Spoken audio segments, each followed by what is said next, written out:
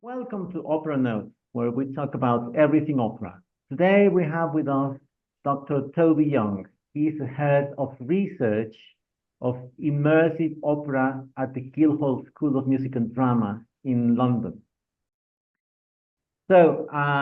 He's also an opera composer. So he also teaches composition at Guildhall. Dr. Young, uh, please first explain to our audience the difference between augmented reality and virtual reality. First of all, thank you for having me. It's a delight to be here and talking with you. Augmented reality is when we have various different things that enhance or expand our own perception of reality. So that might be using, for example, an external device. Often with a smartphone, for example, you can have technology that allows that to be part of the world. And this is part of extended reality, so XR it's called. And that's kind of a lot of different tools. A very specific tool within extended reality is virtual reality. So that's when you have a headset most people have seen. And that is something that's kind of a much more kind of contained form of it. But really, so much new technology is being developed all the time that I think just thinking about kind of extended reality as being, a way of watching the world is kind of more useful. So yes, it might be through a device, but also might be through sound. So I think kind of immersive audio, different things you can do with headphones. These are all sort of new ways of thinking about how we watch things, how we spectate. Okay. Now, did the pandemic prompt the research into the use of virtual and augmented reality in opera? Or is this something that had already been cooking itself? Yeah, I think a bit of both. More. Technology is advancing so fast that a lot of different people in the creative industries, I think for a while I've been thinking, how do we expand our the way we create art? And opera perhaps sometimes comes to the party a little bit late. So maybe opera is a bit far behind, but certainly in theatre, people have been doing things with different ways of staging using technology for a long time, whether that be live filming and having that in different places, or using devices like kind of smartphones or that sort of thing. What the pandemic did is it made us have to confront these technologies and deal with them much quicker than I think we were before, and it really sped up how they were used. And lots of people were quite frustrated by that, and other people were really excited about it.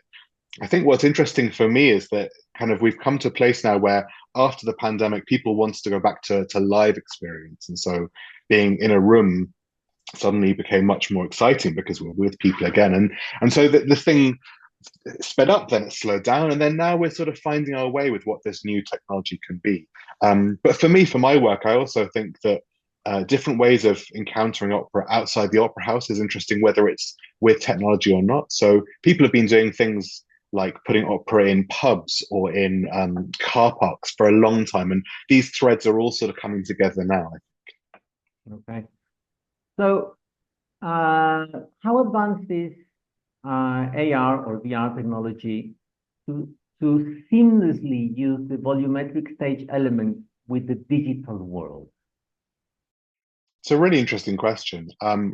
So I think there's a different question for me between how advanced is it to be able to make things and how advanced is it to be able to easily make things. Yeah. So in terms of, you mentioned volumetric capture. So this is where you put someone in a space with lots of different cameras, and the cameras basically pick up on some sort of shape, and it makes a live kind of 3D model of that shape.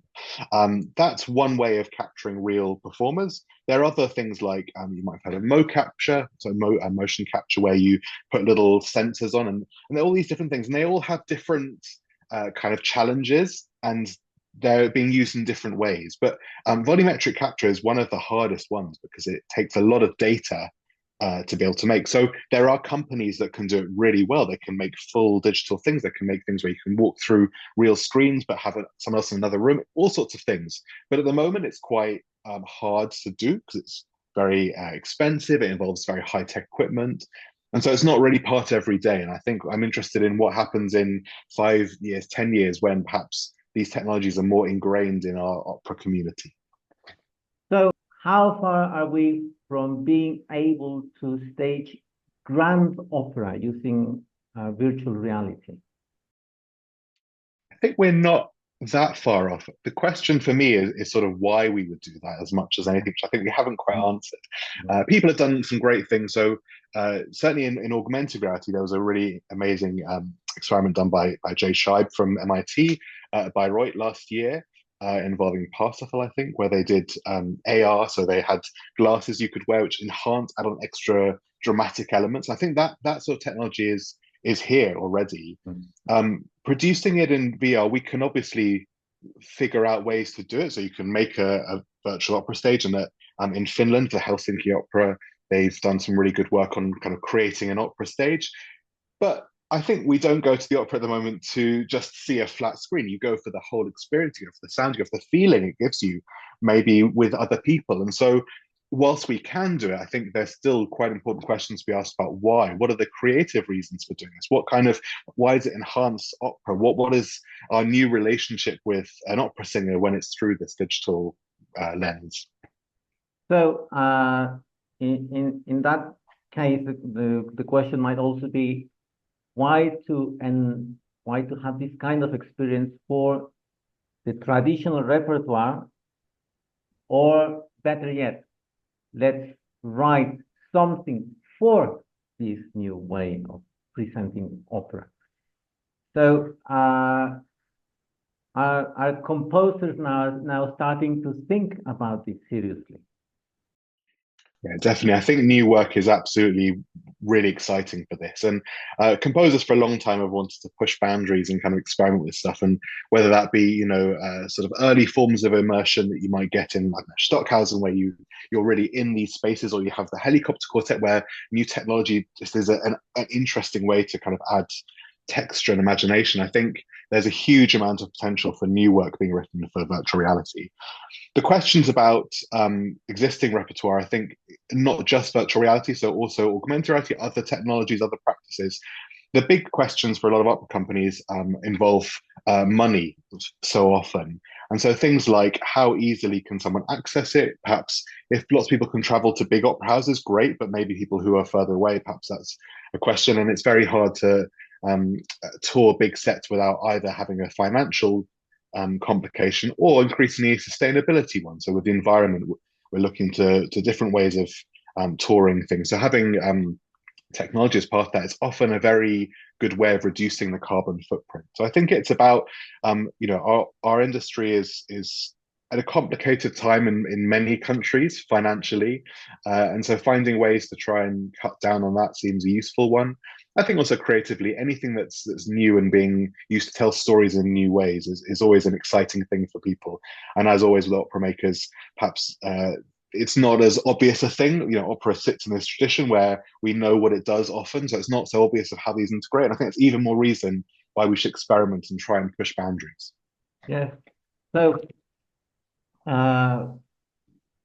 could we say that if the technology really penetrates the opera, let's not say that it could compete with cinema, but could it be a real alternative for cinema? Right? Like, for example, yes, I like going to the movies, but I would also like to go to an opera performance because it's being done with artificial reality, virtual reality or augmented reality, right? Because there is another kind of live experience. Right? So could we really see with this new format opera becoming popular in a sense again as it once was? This is such an interesting question. I think there are lots of questions that all sit within that. One is about ways of accessing it. So I think you're absolutely right that it's not a competition. It's just a new art form or different way of thinking about the art form. If we think about where cinema came out of theatre, the kind of the early days of theatre, lots of people first of all thought it was just the same thing but slightly different. And then over the 20th century, it emerged into a very distinct form that has a lot of relationship with theatre and with live performance in a space, the kind of the communal experience. But of course, it's a totally different art form. And I think that's the same with digital technologies, is that we've got a new set of tools that can make new versions of art forms that can exist alongside. I can still go to the theatre and the cinema. I can like both. It's not a competition. The question about popularity, I think, is interesting and complicated. There's a new book by Yuval Sharon that's just out recently, which is, I think, a really good starting point. That kind of there's actually with opera, we have so many things that we need to challenge beyond just whether people can view it or the access to it. There are so many questions about what kind of stories we tell, how we tell those stories, and in some ways, the opera house is both a challenge because it's represents things that maybe are complicated people who find it too elite, too posh, whatever it is that they're challenged by. But also, it's an amazing thing. We need to celebrate the experience of it, and so putting on different kinds of opera, like I think in America at the moment, a lot's happening in North America, and for example, Peter Gelbert, the Met, is very vocal about new opera needs to also be accessible in the kind of sounds it has, and uses lots of composers who write quite tonal music. So all these other questions about what people are experiencing from it. And so, yes, maybe cinema and other kinds of technology can help people who might maybe otherwise wouldn't go, but actually it doesn't solve the problem of what people are engaging with. What's the thing that makes them want to go there? And maybe it's a new form of opera, but maybe it's also just kind of how we present it to people and the other kind of questions around that. Yeah. Okay. Because obviously vocal writing will prevail and it's opera in the end. That's undeniable, right? And now with the AR, VR element also comes the idea of what's called now 4D sound, right, for the composition of new pieces. Right? This is one element. The second element is the change of scene, right? In opera, it's not like in cinema with hyper-realism, where you can go from one scene to the other, but it's very quickly, right? So will our augmented and virtual reality help make these transitions, first of all, quicker? And how will 4D sound come into to the dramatic storytelling in opera, when having these two elements, a quicker transition between scenes and the use of spatialized sound? It's a really interesting question. So in terms of scenes, I think a lot of this work isn't so much about trying to reimagine what happens on stage. There are people doing those things really well. So projection mapping is a tool that a lot of opera companies now use, that it was very popular in theatre sort of 5-10 years ago. And those sort of technologies are really good for building scenes, if you like, and be able to change them quickly. I think opera has a different question in some ways because it's the temporality of opera. The timing is so different to theatre. We're not speaking in everyday vernacular speech where it's kind of realistic. We're singing in ways that take a lot more time, that you get into the emotion of something in a different way. So in some ways, I'm not sure that we need to make scenes go faster. It's more about how visceral and strong they are. I think one of the problems for me, and one of the reasons that I really wanted to start my research, is that being in a really good seat in an opera house, if you can afford it, is the most amazing thing. If you're in the stalls and you have the set right in front of you, you can feel it almost, and you can hear the singers, and it really is emotional. That experience is so strong for you. But if you can't afford it and you're in a big opera house and you're right at the back of the gods, we call it in English, so right at the back of the top, it's not quite as a magical experience. You don't quite get the emotions in it. It sounds beautiful, and you can see sort of in the distance what's happening on stage. And that, to me, feels like a problem, that people have different kinds of access to the powerful emotion that really grips any of us who love opera. So I think this then leads to the second question about 4D sound and VR. Is I feel like that's the real strength. It's not about whether we can do kind of scene change or things that are more cinematic. It's more about how people can get those big, powerful, emotional feelings. And so being immersed in something where it's your own private performance, say, or you can be in the middle of the set, is surely a way to enhance our relationship to the singer if they're right in front of you, for example. And the same way the sound, a really good opera house, yes, you can hear everything well wherever you sit, but maybe not quite as much if you're right by the orchestra if you're really far away. So using immersive sound and other things to add kind of hyper realism to enhance the sound to make us feel even more in the moment, in the magic and the emotion. I think that's where the strength really lies. But this is also work that I'm now starting. I'm only at the beginning of it. It's going to be a 7-year project. So I've got lots of things that I want to kind of understand this a bit more. Now, you are in a privileged position being in London because there is a good number of immersive or immersion theater companies, right? One of the most famous ones is Punch Drunk, right? And there are other companies, for example, Secret Cinema, who rework popular Hollywood films, right? There is also another company, Roman Clay and Rift. And I remember there is an immersive opera company called Silent Opera. I don't know if you've heard of it. Yeah, I'm not sure if they're still going. They were very active maybe 5, 10 years ago. I don't know if they still exist. I haven't heard of them for a while. But they did some really interesting things, absolutely. When it comes to immersive theater, what are the audience managing problems, for example, that you are confronted with, because you have the audience within the space where the drama is happening, right? So this is, I suppose, one of the things we're going to study with immersive opera and using virtual reality and augmented reality. So tell us a bit about this managing of the movement of the audience within the dramatic space. That's a really good question. I actually used to work with Punch Drunk, so I was the music supervisor, the head of music for quite a while. So I know that company particularly well, and they've spent a long time thinking about this. And certainly for theatre, this question of helping people to imagine they're part of the world, to help get them into that space, but also to kind of control what that looks like. And they're part of it, but they're also only watching. They're not part of it necessarily in that context completely. Some companies do; they invite people to take on characters, and that's a whole other question. But with opera, I think there's a really interesting question about how much we want people to be in that world. If you're in the middle of Bohème, like, are you in the cafe? But also, are you talking to Musetta? Are you trying to flirt with her? What level of engagement actually do we want people to have? And so, yes, these questions are really interesting.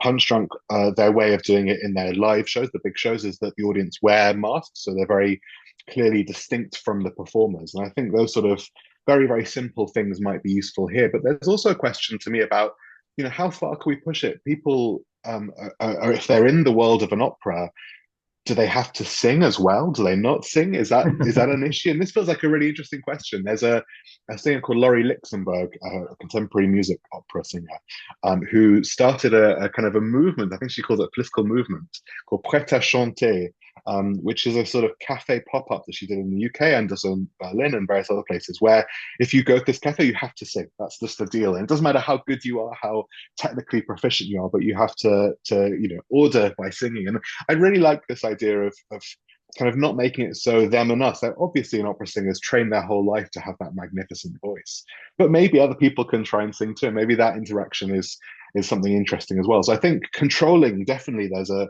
complicated thing about where people move and all that sort of stuff, but also just how an audience engages, what level of participation may they want to do, and also is it okay to just be silent? And a traditional opera fan is probably not particularly happy to be singing in front of other people. So how can you also watch these things in a more reserved way as well? And that's as you say, one of my questions to figure out.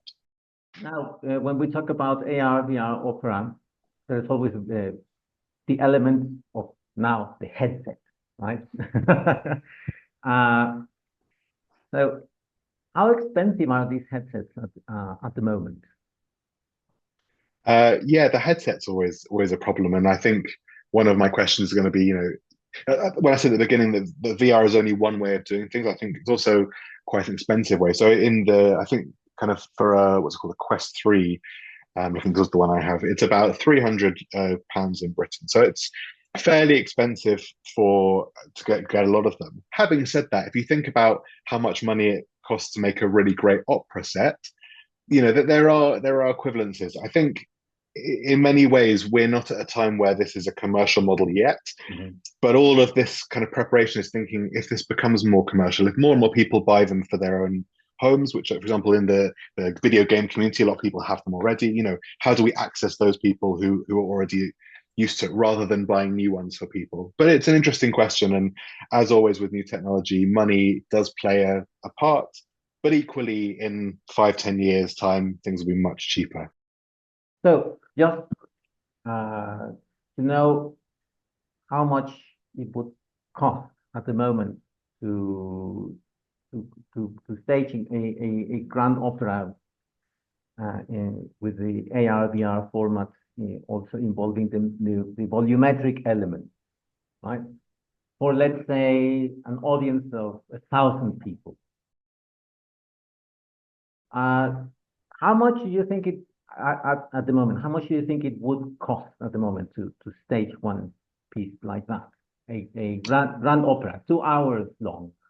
I think my first question is what is the spectating experience like? So, yes, you can put three, as you said, 1,000 people, 1,000 people in headsets all at once. To me, that's not particularly interesting. I mean, there is a question. I assume you then would have a live singer somewhere else, and they'd be going there. You could do it, but I don't think that's particularly, why wouldn't you just have them in a room, right? So then it's kind of what are the different business models that could have. So is this an experience where it's a pre-made thing and you just have a one person at a time?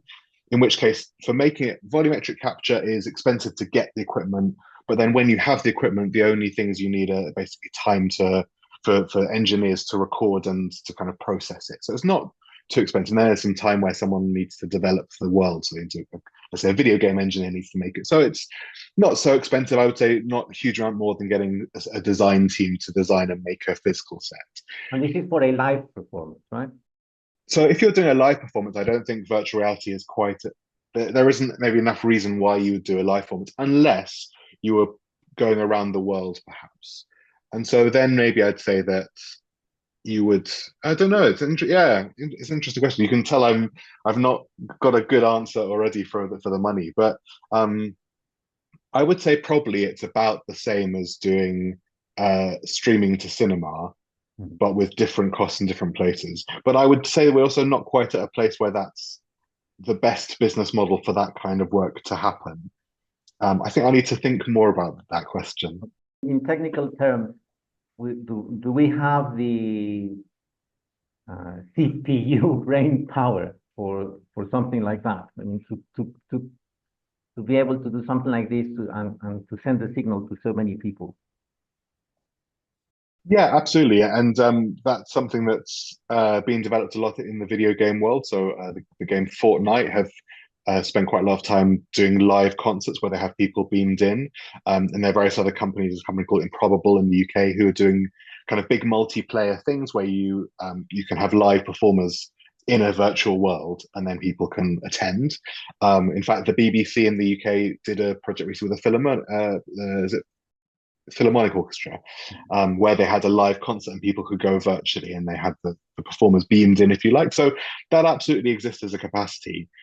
Again, the question for me is sort of why within opera specifically and what the kind of the way we would do it is. And I think that's not being answered yet. We can do it, but figuring out the best way to do it is the question The question. for me at the moment. Okay, good. And just to close our interview, uh, an interesting challenge for AR VR opera. How far are we from holographic theater? So there are lots of different definitions of holographic theatre, but actually a lot of people have been doing work that is in some way with a hologram already. So in the UK we have ABBA. There's a big show where they've got holograms of ABBA performing live, as if live. Yeah, I mean, it wouldn't be hard for a company who specialize in this. And I think in the States, like in Las Vegas, they've got one with Elvis performing live. We could, we could get Pavarotti to perform probably quite easily from a technical point of view. Lots of questions about the copyright and the ethics and all those sort of things. But I think it's possible. I guess all of this stuff keeps going back to what is the emotion that's being conveyed and what's the story that's being told, and is it really better if we try and recreate Maria Callas than if it is that we try and tell new stories with this technology in more interesting ways? But yes, it's a very good question. Yeah, no. The idea would obviously would be to tell new stories and to give it a push, not to stay in the past, right? That's absolutely right. I understand that Guildhall has developed its own VR platform. Can you tell us about it?